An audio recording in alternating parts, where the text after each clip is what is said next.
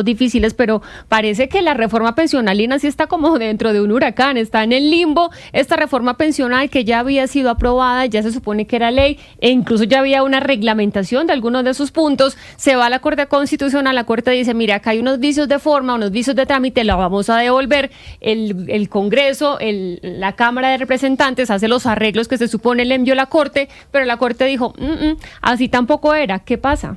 Exactamente, Jennifer, como diríamos los periodistas, está en el filo de la navaja, porque como usted lo ha mencionado, la Corte devolvió esta reforma, este documento, por vicios de trámite. Le pidió a la Cámara de Representantes que antes de aprobar o de acoger más bien el texto que había salido del Senado, había que darse una amplia discusión. Este texto regresa a la Cámara de Representantes y, oh sorpresa, vuelven y lo aprueban la proposición de acoger este texto sin la amplia discusión que era lo que la Corte pedía. Pero además de eso, súmele que sacaron adelante este debate solo con la notificación de un comunicado de la Corte. Nunca llegó ese documento oficial de la Corte a la Cámara de Representantes y en esta semana conocimos pues un documento del Alto Tribunal en el que señala que es requisito indispensable que el debate se realice sobre artículos con contenido claro, cierto y determinado. Y dice la Corte, esto implica que los congresistas se les debe garantizar la posibilidad de que discutan sobre los artículos que integran ese nuevo texto. Palabras más, palabras menos, parece que remendando el error volvieron a viciarla, quedó peor, pero para eso llamamos a alguien que nos explique muy bien. Lo único que sí quisiera agregar, que sí sigue en vigencia y desde el momento 1, fue el cambio, la ventana pensional, que ese sí no se afectaba. Podemos pasar a uno o a otro, todavía tenemos esa ventanita para hacer ese trámite, para pasarse de los fondos privados a Colpensiones, eso fue lo único que quedó vigente. De resto, la reforma pensional está agonizando, Jennifer. Pues vamos a preguntarle a Lina María Garrido, representante a la Cámara, representante, gracias por estar con nosotros aquí en Blue Radio, y cómo fue que discutieron ustedes esto en la Cámara que a la Corte tampoco le satisfizo. ¿Qué pasó? Hola, Jennifer. Bueno, un saludo muy especial para ti, para todos en la mesa y quienes se encuentran conectados y nos escuchan a través de Blue Radio. Mira, nosotros, la verdad, hoy lo que da cuenta, todo lo que ha sucedido, es la reafirmación de lo que nosotros habíamos denunciado en todo el trámite. Primero, con acoger el texto en el primer debate hace más de un año, con una proposición de María del Mar Pizarro, que lo que quiso fue borrar absolutamente tanto el tercer debate en Comisión Séptima de Cámara y lo que se venía discutiendo en plenaria de la Cámara de Representantes. Luego, como casi que imprevisto, por parte de la Corte Constitucional decide darle una nueva oportunidad, darle un tanque de oxígeno a esta reforma pensional que se vició en su trámite, que vulneró la Ley Quinta, y como bien lo decía Lina en el proceso, pues llega un comunicado el 17 de junio por parte de la Corte, un comunicado de prensa, y en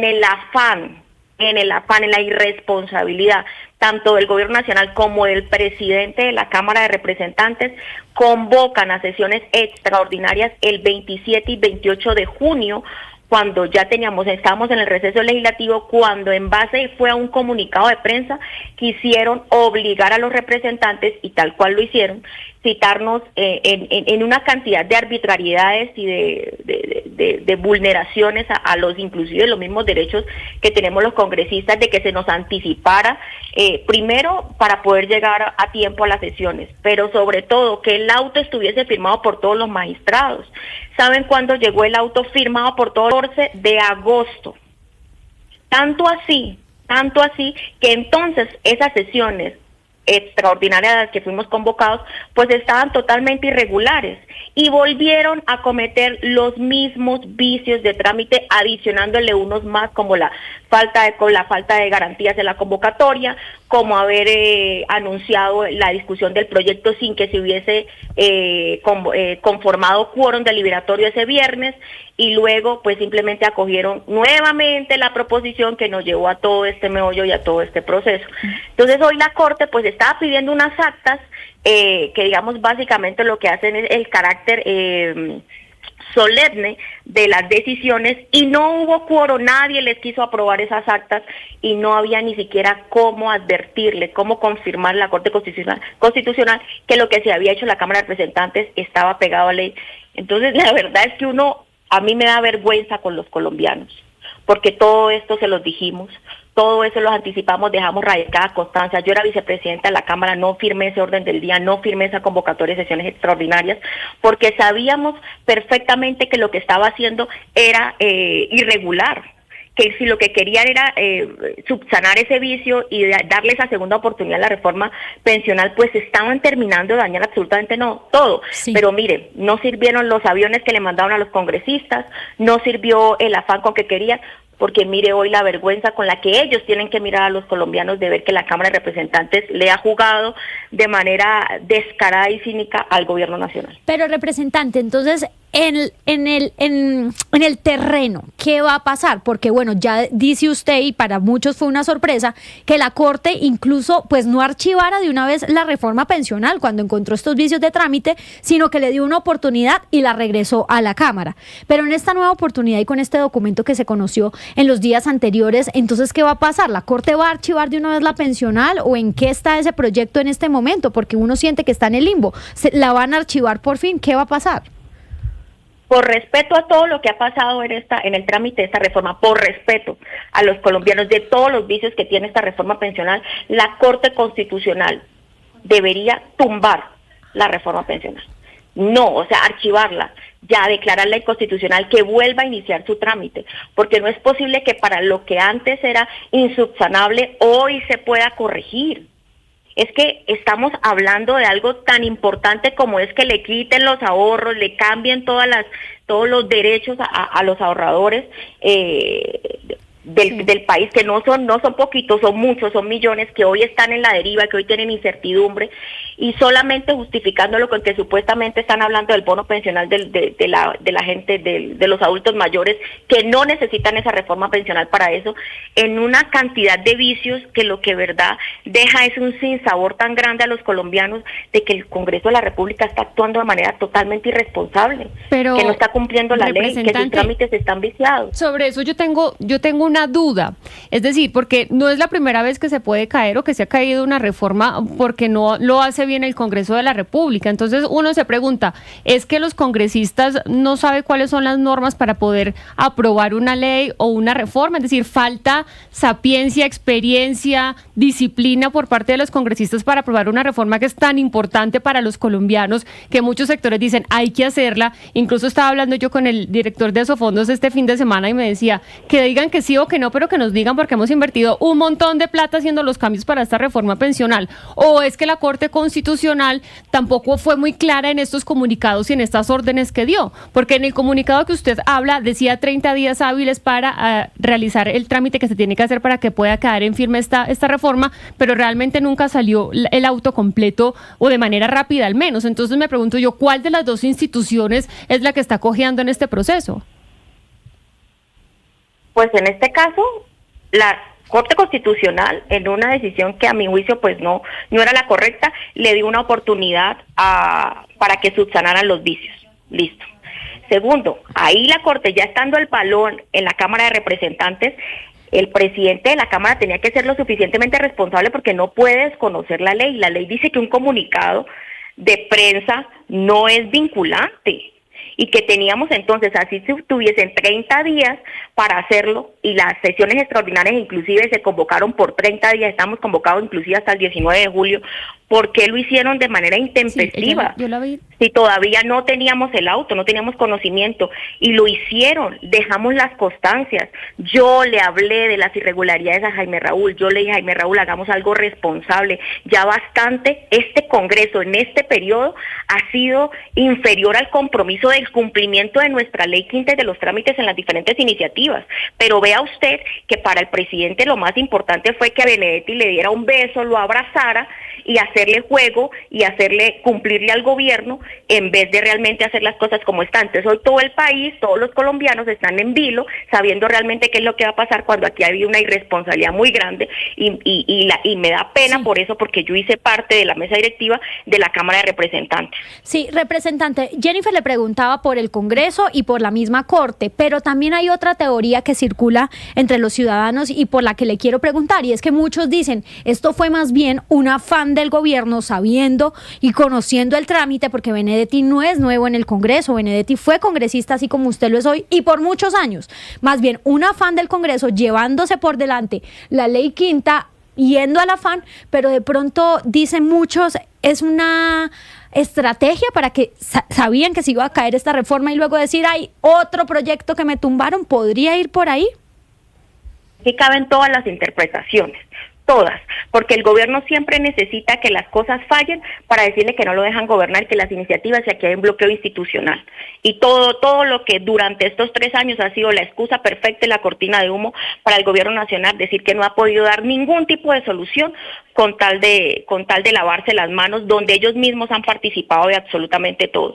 Y por supuesto, da pena ajena y da vergüenza, pues que además en la aprobación de todas estas iniciativas y de todos estos procesos liderados por el gobierno nacional, pues haya tantos escándalos de corrupción de por medio. Vea usted que ya tenemos 2 presidentes presos precisamente porque recibieron dineros de la Unidad Nacional de Gestión del Riesgo para tramitar la misma reforma pensional de la que hoy todavía sigue en este bochornoso procedimiento. O sea, esto realmente es un espectáculo vergonzoso del país en la historia, liderado por el gobierno.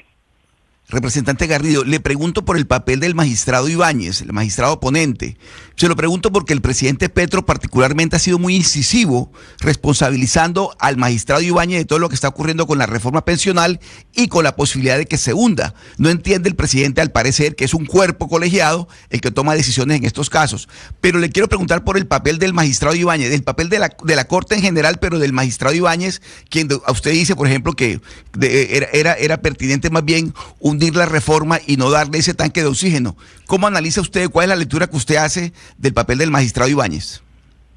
Yo inicialmente pensé que la ponencia del magistrado, del presidente de la Corte, iba a ser negativa, iba a ser archivar la reforma, cosa que no ocurrió, pero en tanto, pues por supuesto ellos tienen su autonomía y respeto de alguna manera lo que allí pasó, porque ese tanque de oxígeno en esa oportunidad pasó por unanimidad en la Corte Constitucional. Inclusive yo me pronuncié en ese momento porque dije, pues ya Petro tiene mayorías en la Corte Constitucional, al punto de lo que pensábamos que iba a ser un vicio tan grave para que no continuara la reforma y se cayera de plano, pues la devolvieron nuevamente a la Cámara de Representantes. Hoy espero que con los informes inclusive que nosotros le hemos enviado y con las actuaciones judiciales que nosotros hemos interpuesto a lo largo de este trámite, como fue la demanda de nulidad de esa convocatoria, de ese decreto de convocatoria a sesiones extraordinarias, pues realmente tengan los méritos suficientes y el argumento sólido para que de una vez por todas su ponencia pues dé cuenta de que nada de lo que pasó en el trámite, nada de lo que pasó en el trámite de esta reforma goza ni de legalidad ni de transparencia, sino que por el contrario está totalmente manchada por corrupción, por mermelada, por robo de dineros. O sea, que todo eso tiene que llevarlo a él a tomar una decisión responsable con el país de lo que vamos a legalizar si esa reforma pensional continúa. Sí. Y sobre todo que no se deje, por supuesto, presionar por el presidente de la República, que dice ser respetuoso, pero en cada trino lo que manifiesta es totalmente contrario, perfilando a aquellos que en honor a sus decisiones y a la autoridad y la investidura que tienen, con decisiones que no le convienen al gobierno, pues inmediatamente son objeto de amenazas. Representante Garrido, yo la escucho hablar a usted y le escucho cierto tono electoral.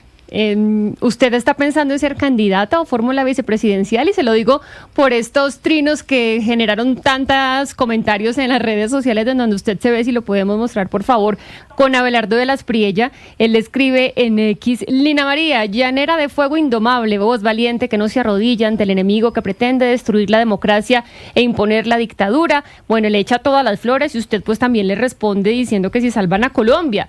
Entonces por eso le pregunto directamente, aprovechando esta conversación con ¿usted se quiere lanzar a algún puesto electoral, vicepresidencia, por ejemplo, fórmula vicepresidencial del señor de las Priella? Jennifer, mi tono siempre ha sido el mismo. Tal vez millones de colombianos tuvieron la oportunidad de conocerme el 20 de julio cuando le canté la tabla a Gustavo Petro, pero ustedes son testigos como medios de comunicación que a lo largo de todos 2 años llevo yo siendo oposición férrea firme y contundente al gobierno de Gustavo Petro, inclusive habiendo votado por él porque me da la autoridad moral de exigirle que todo lo que prometió lo incumplió absolutamente y que todas las iniciativas, reformas que ha pasado por el Congreso de la República han llevado un debate serio de mi parte. Sí. Por supuesto, a mí me gusta la política. Por supuesto, hoy estamos en una coyuntura nacional supremamente importante y solo tenemos una oportunidad, Jennifer, y es en el 2026 en las urnas, para que el gobierno de Gustavo Petro, para que Gustavo Petro y su proyecto político no continúen en el poder. Es que mire la crisis que tenemos en el país y en eso tengo un llamado y un compromiso con los colombianos. Pero y le han hecho la propuesta, le han hecho la propuesta de ser fórmula vicepresidencial si es que Abelardo de la Espriella llega a la candidatura. ¿Le hizo el guiño? Ay, yo lo estoy viendo sonriendo, me suena como que sí. Hoy estamos dispuestos en un solo propósito, y es que hay que unir fuerzas para lograrlo. Si no, no se va a conseguir. Y yo les digo una cosa, para que haya una vicepresidenta, y ojalá pueda ser una mujer berraca, de palabra, trabajadora, se está describiendo. Sí, porque hay mujeres colombianas trabajadoras y muy comprometidas y que necesitan transformar este país, que necesitan ser convocadas a transformar este país. Pero para que haya una vicepresidenta o un vicepresidente, primero tiene que haber un candidato oficial a la presidencia. Entonces, lo que nosotros estamos haciendo es conversar, nosotros estamos haciendo es unir criterios y banderas de qué es lo que le damos a prometer y qué es lo que le vamos a formular a los colombianos como respuesta de construcción y de cómo vamos a salvar este país. Sí. Entonces, en ese camino estamos trabajando. Vienen debates muy serios y muy importantes en el Congreso y vamos a ser los primeros, como lo hemos venido haciendo a lo largo de estos 2 años, de ser ese muro de contención del nefasto gobierno de Gustavo Petro. Pues gracias, representante Lina María Garrido, por estar con nosotros hablando de la reforma pensional y, por supuesto, de una posibilidad. Yo le recibo toda esa respuesta como un sí. Así que aquí estaremos haciéndole seguimiento a esta noticia. Muchísimas gracias por atendernos. Jennifer, Lina, muchísimas gracias a ustedes. Un saludo para todos los colombianos. Jennifer, es que en todo caso, aunque la representante Garrido no termine de fórmula, por ejemplo, de Abelardo de la Espriella, pues sí estamos en un año preelectoral. Todos los que quieren participar en las elecciones del año que viene, porque es que recordemos que no solo están las presidenciales, sino también las de Congreso, pues ya tienen tono electoral. Es decir, si Lina María Garrido pues no es candidata de una fórmula a la presidencia, lo será el Congreso seguramente, no sabemos si repetirá Cámara o ya se va a ir por un Senado, pero ya está en un año preelectoral como lo están muchos, porque ya tenemos esas elecciones del 2026 de marzo y mayo que se nos metieron encima, Jennifer.